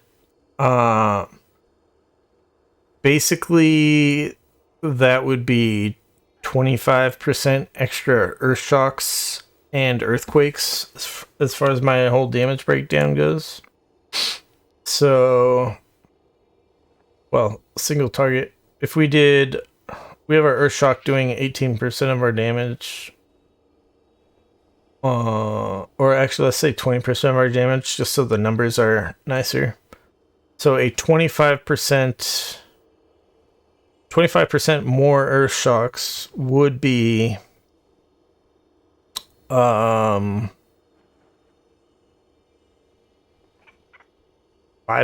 more damage, single target. And then you have to also consider that it gives you lava surges every time you Earthshock. So you'd actually get more lava surges out of it. So it's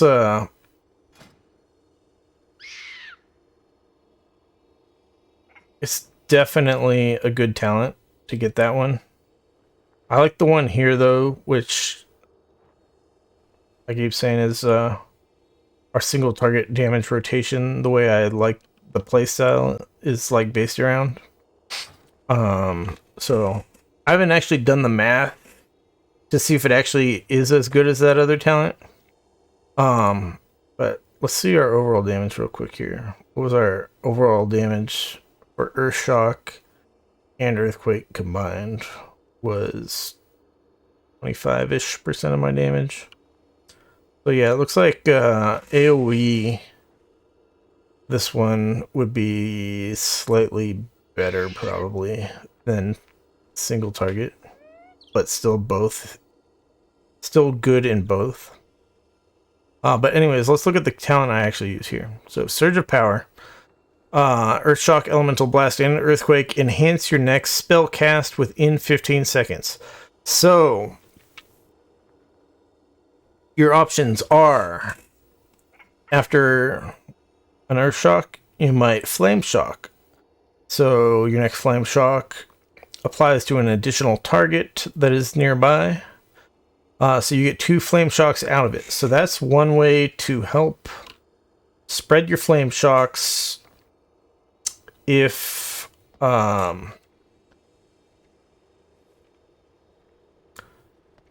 you need to spread your Flame Shocks for multi-target stuff. So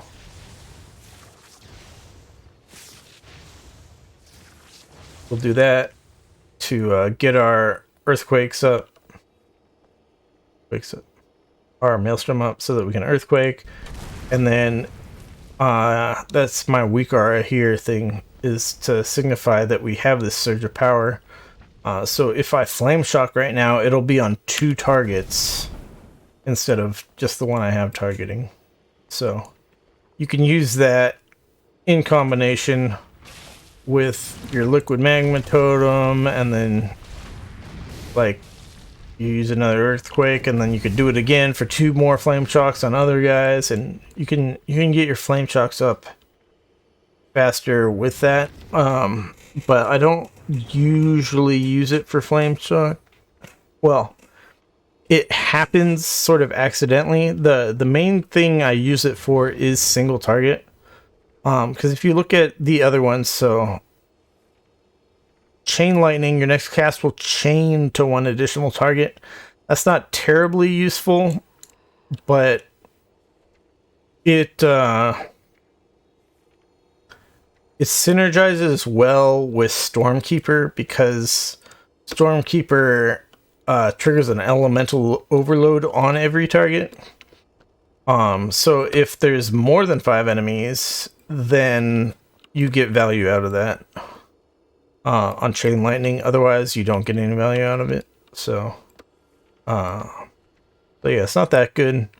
If you use it with lava burst, so after you Earthshock, if you lava burst, it reduces the cooldown of your fire or storm elemental by 6 seconds. Now, fire elemental, you can get fire elemental or storm elemental. Either one of them doesn't really matter. Fire elemental increases your flame shocks, basically, and does some damage. The storm elemental reduces cast times for lightning bolt and chain lightning. So yeah, neither of them are super important. So reducing the cooldown of them, like I said, it's only a small percentage of your total damage. So reducing the cooldown of them isn't really that great. It would synergize if you were to get this Primal Elementalist talent, which increases the power of those elementals. But like I said, the Liquid Magma Totem is so much AoE damage for just 1 talent point. Can't justify giving that up. So yeah, using this with Lava Burst isn't very good.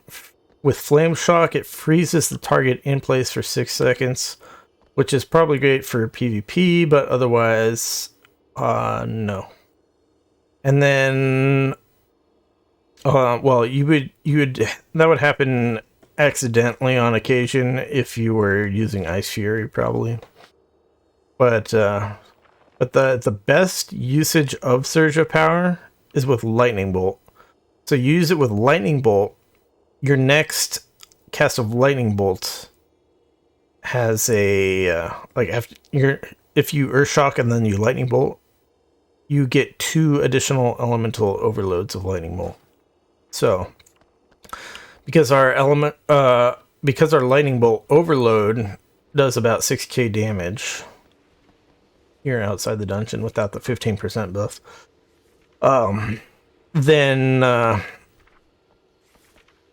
then every time I Earthshock and then Lightning Bolt, that's essentially 12k extra damage from that Lightning Bolt. So that's why our rotation goes something like this. We Flame Shock so that we can Lava Burst. If you wanted to use cooldown type of stuff, like Stormkeeper, you would use these, and you use your Primordial Wave and whatever, and you do all that big damage kind of stuff. But you get here and you're at full Maelstrom, you Earthshock, sorry, can't hover over it. You Earthshock and then you Lightning Bolt before you Lava Burst. So you remember with the talent down here, the Earthshock gives you the Lava Surge so that you could Lava Burst right away. Let's get our Flame Shock back up. Oh, well, Our flame shock just used the thing. But yeah, you earth shock. You can lava burst right away, but the damage rotation I'm using is that you lightning bolt first to get those 2 extra elemental overloads before you lava burst.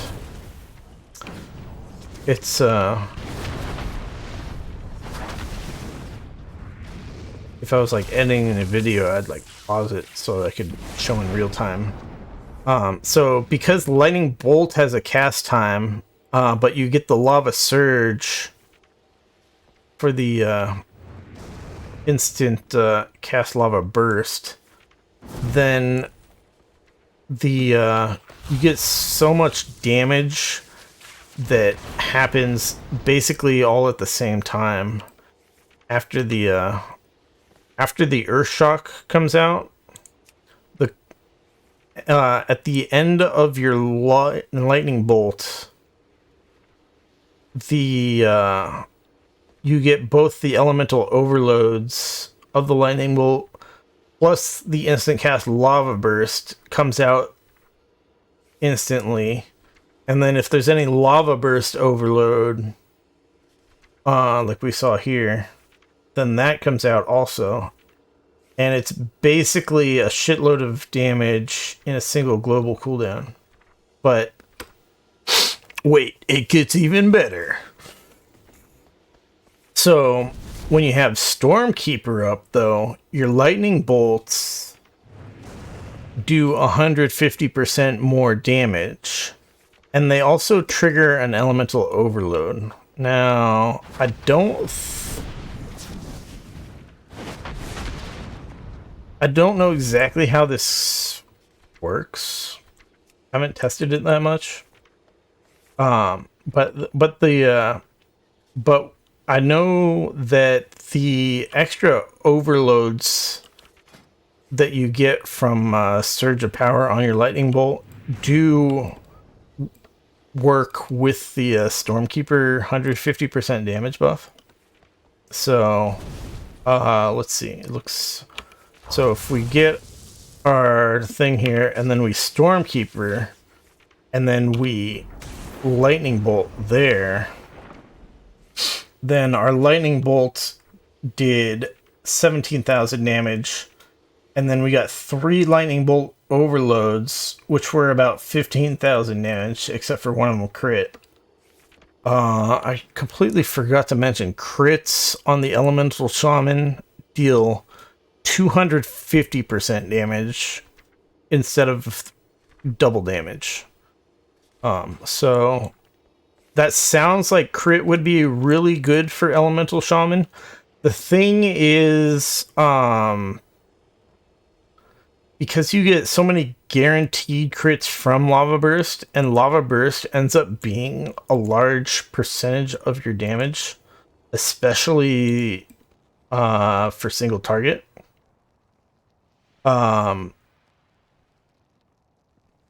Because of that, crit's actually not that good of a stat for the Elemental Shaman.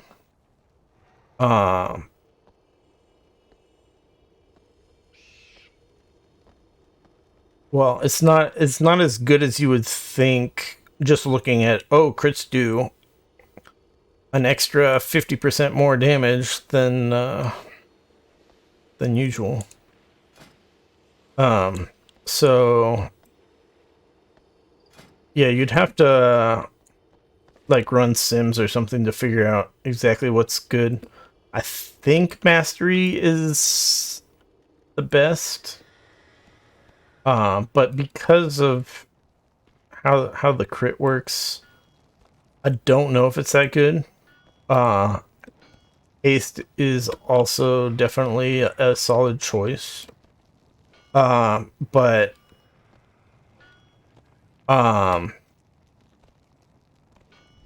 well, Stormkeeper won't come up off a cooldown more often with haste, and neither does Liquid Magma Totem. So those parts of your damage don't get buffed by haste.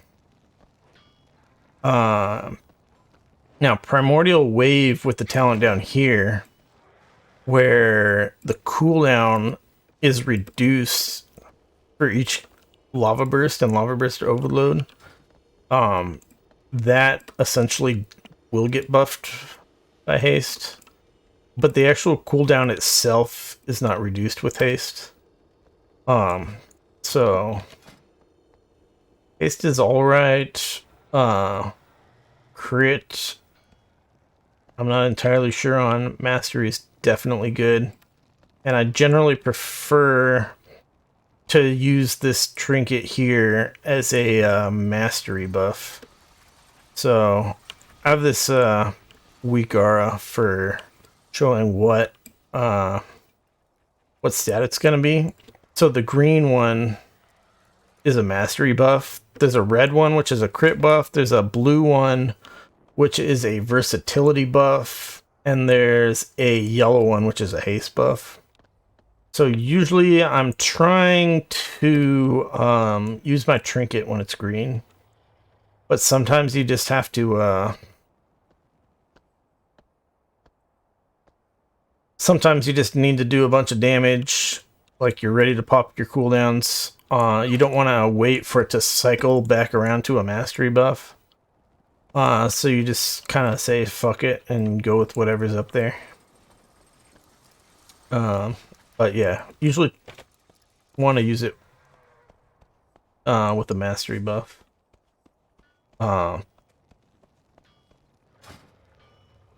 Yeah. Let's see.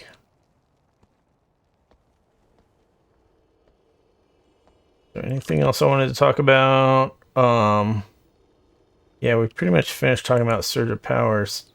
So that's why every time I Earth Shock and then I Lightning Bolt before I use my free Lava Burst, it gives that big burst of damage. So like I said, single target, more than half of this lightning bolt damage is overload damage. Just so yeah, it seems pretty good. You'd really have to do the math to see if it's actually better than Aftershock.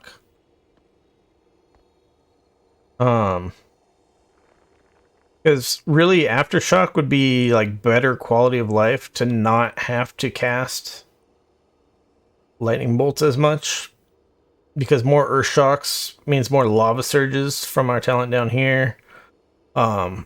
So you're getting more instant cast spells instead of having to hard cast lightning bolts. So it's yeah. That's the play style, the spell rotation of that talent, to get the most use of it out of it, because like I said before, it's the lightning bolt version of it is by far the most beneficial out of all your options for as far as what spell to use after the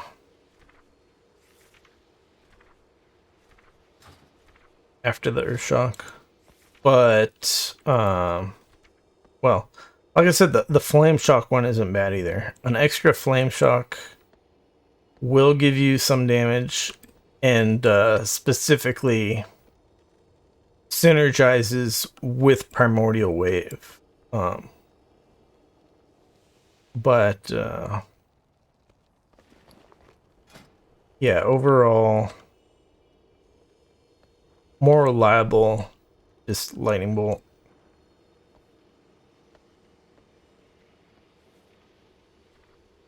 The Lightning Bolt, like, without the Stormkeeper, the Lightning Bolt does give you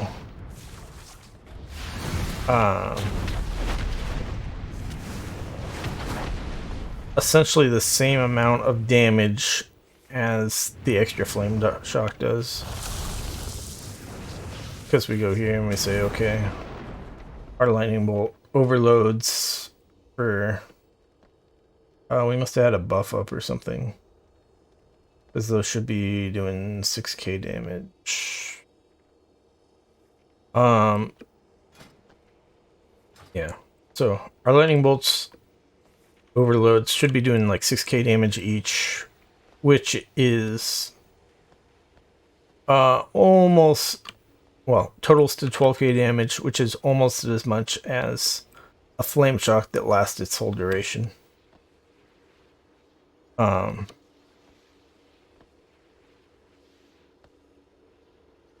So yeah, but like I said, multi-target situations, you don't really want to be casting Flame Shock, just because Chain Lightning does so much more damage.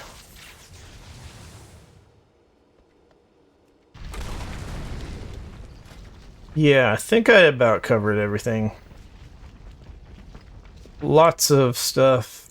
I really wanted to talk about the Elemental Shaman quite a lot because I just really like the play style compared to the other casters for the most part. Well,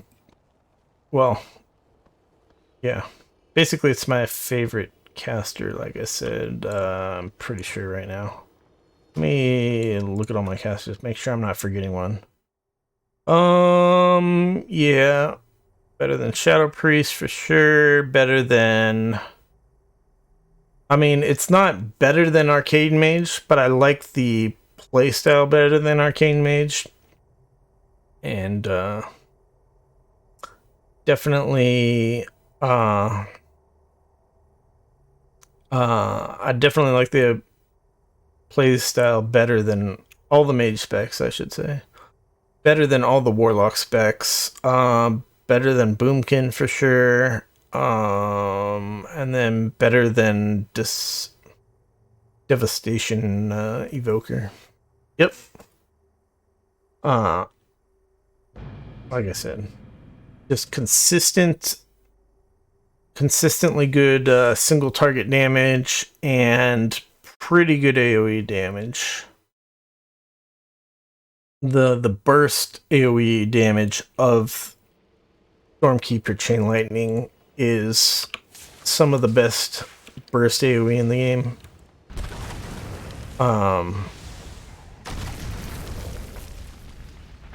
Primordial Wave burst AoE is okay. Liquid Magma Totem burst AoE is pretty good.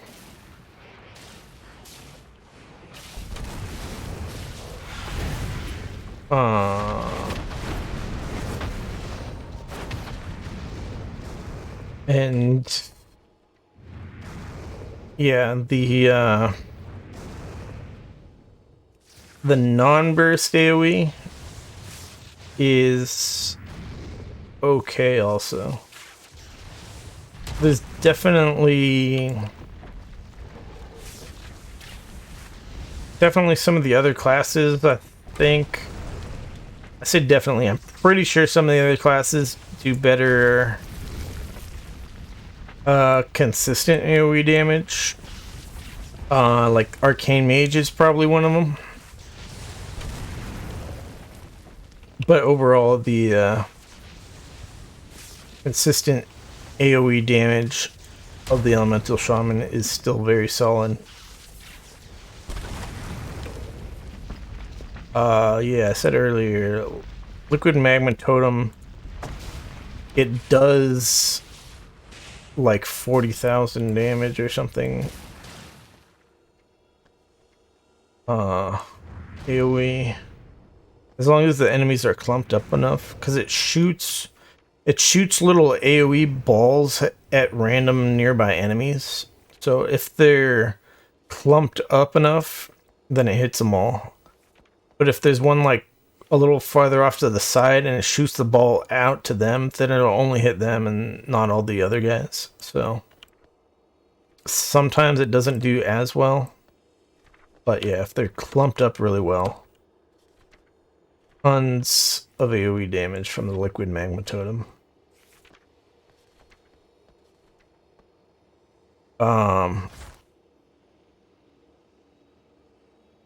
Yeah. Yeah. So yeah, it's definitely behind Arcane Mage and Destruction Warlock as far as meta and damage goes and whatnot. But better damage than all the other mage classes, or all the other caster classes, I should say, caster specs, and definitely the most fun to play caster spec. I've also seen some people are definitely having fun with it in PvP. I don't know how much how much different of a build they use. But yeah, just having Primordial Wave give you all these lava surges would be so nice for PvP. I'm not sure if you really go Earthshock lava surges, or you might go Elemental Blast, because as I keep saying, Elemental Blast is like twice as much damage as an Earthshock. It just costs the extra Maelstrom, and it has the cast time instead of being instant cast, so it's like interruptible and shit. So less quality of life or more damage. Not sure if it's worth it, but yeah, I'm ending the video. Way too long.